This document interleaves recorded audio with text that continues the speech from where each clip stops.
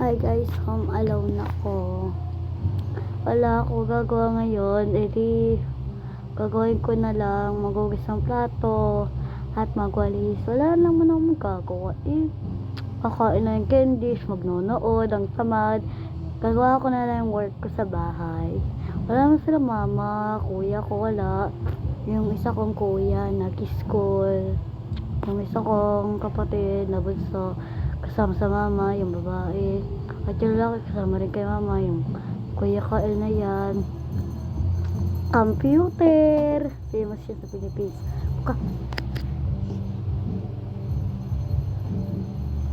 Nahulog yung tubig. Okay. Tara, nakain ko na to.